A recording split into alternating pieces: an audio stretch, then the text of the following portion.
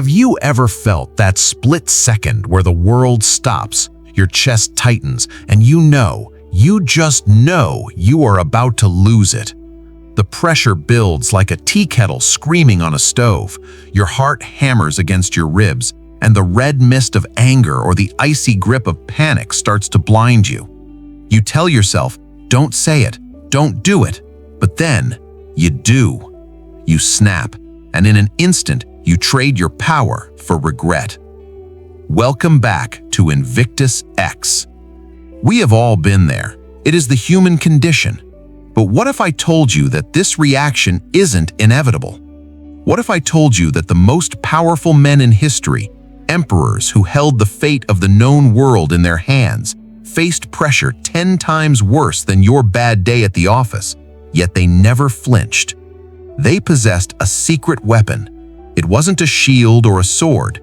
It was a method, a mental fortress.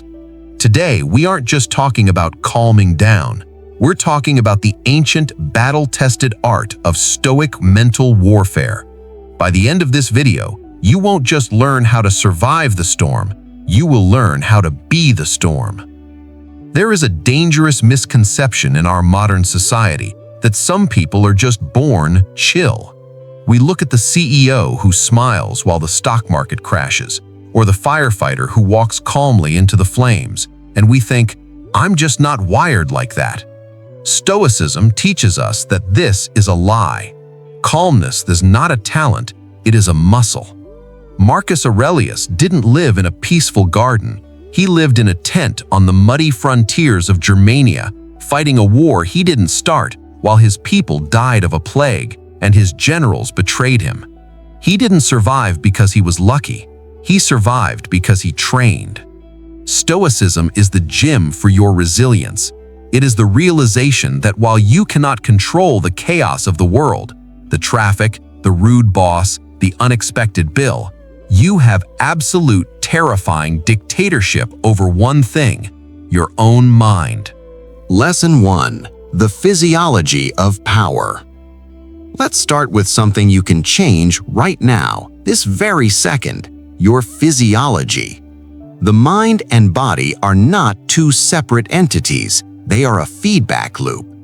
When you are defeated mentally, your body screams it. Shoulders slumped, eyes down, shallow breathing. This is the posture of a victim. The Stoics understood that to hack the mind, you must first command the body. Think of this as biological reverse engineering. When you stand up straight, pull your shoulders back and expose your chest, you aren't just looking confident to others, you are signaling safety to your primal brain. You are telling your nervous system, I am not hiding, I am ready. Epictetus, a man who was born a slave and had a permanent limp, taught that freedom is self-mastery. That mastery starts with your spine. Wake up tomorrow and before you check your phone, before you worry about your to-do list, adopt the posture of a conqueror. It's impossible to feel defeated when you are standing like a victor. Lesson 2. The sacred pause. Here is a hard truth. Reactivity is weakness disguised as speed. We live in a culture that worships speed. Instant replies, instant gratification, instant outrage. But the Stoic knows that the most powerful move is often the pause. Between the stimulus, what happens to you, and the response, what you do, there is a space. In that space is your freedom. Let me give you an example. Imagine you are driving and someone cuts you off, nearly causing a wreck. The instinct is immediate. Slam the horn, scream, let the rage take over. That is the animal brain. The Stoic brain steps into that split-second gap and asks, does getting angry fix the car? Does screaming teach this stranger a lesson? No. All it does is ruin your peace. When you react, you are a puppet, and the world is pulling your strings. When you pause and act with intention, you cut the strings. You become the master. This isn't about being a doormat, it's about saving your energy for battles that actually matter. Lesson 3. The alchemy of hardship. Why is this happening to me? This is the question of the victim. The Stoic asks a different question. How can I use this? There's a concept in Stoicism called amor fati, a love of fate. It is the idea that not only should you accept what happens, but you should also love it, because it is the fuel for your journey. A fire does not say, "I wish this wood wasn't here." The fire consumes the wood and burns brighter because of it. Let me tell you a story. In 1914, Thomas Edison's massive factory complex in West Orange, New Jersey, caught fire. It was filled with chemicals and rubber, so the flames were green and yellow and uncontrollable. Edison was 67 years old. His life's work was burning to the ground. He didn't cry. He didn't curse God. He told his son, "Go get your mother and all her friends. They'll never see a fire like this again." The next morning, walking through the ashes of his empire, Edison said, "There is great value in disaster. All our mistakes are burned up. Thank God we can start anew." 3 weeks later, he invented the phonograph. That is Stoicism. It is the refusal to be crushed. When life throws a brick at you, you don't just dodge it, you pick it up and build a foundation. Pain that isn't transformed is just suffering. Pain that is transformed is progress. Lesson 4. The citadel of the mind. You might not be ruling an empire like Marcus Aurelius, but you have your own kingdom to manage. Maybe it's a team at work, a chaotic household, or just your own finances. The pressure is real. Marcus wrote to himself, "The happiness of your life depends upon the quality of your thoughts." He realized that the enemy wasn't the barbarian at the gate, it was the anxiety in his heart. If you want to be calm, you have to stop trying to control the ocean and start learning how to sail the ship. You must build an internal citadel. This is a place in your mind that external events cannot touch. Your boss can yell, the economy can crash, your partner can leave, but they cannot enter the citadel unless you open the gate. This isn't about being emotionless, it's about being invincible. It is looking at the chaos and saying, "This may hurt, but it will not break me." Lesson 5. Premeditatio malorum, the premeditation of evils. Most people live in a state of delusion, hoping things will stay perfect. When disaster strikes, they are shattered. The Stoic prepares. This is the practice of premeditatio malorum, the premeditation of evils. It sounds dark, but it is actually liberating. Before you start a project, ask yourself, what is the worst that can happen? Before you go on a trip, what if I lose my luggage? By visualizing the worst-case scenario, you strip it of its power. You realize, if I lose my job, I will survive. I have skills. I will find another. You move from fear to strategy. When the storm hits, you don't panic because you have already weathered it in your mind 1,000 times.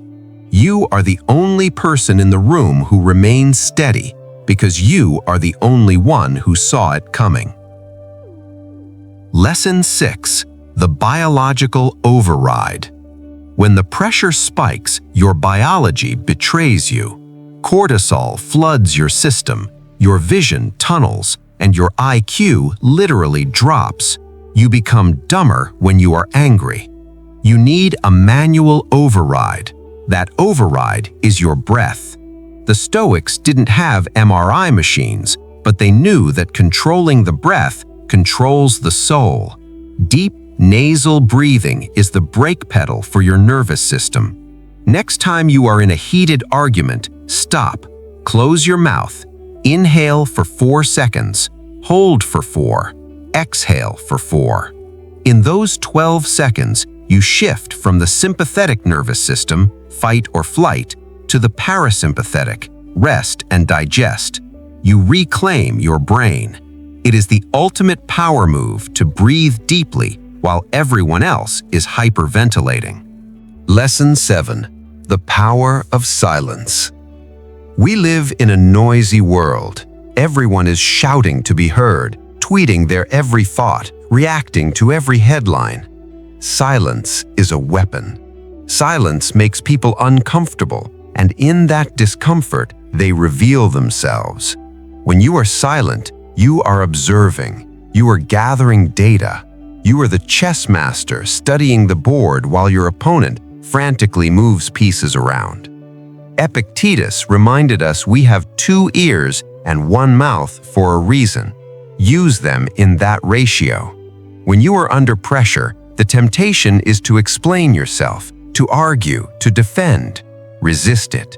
Let your silence do the heavy lifting. A person who can sit in silence during a crisis is a person who signals ultimate authority. Lesson 8. Calm is not weakness. Finally, do not confuse calmness with passivity. The sniper is calm. The surgeon is calm. The pilot landing a plane with an engine failure is calm.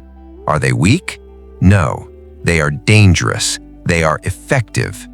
Calmness is the platform for decisive action.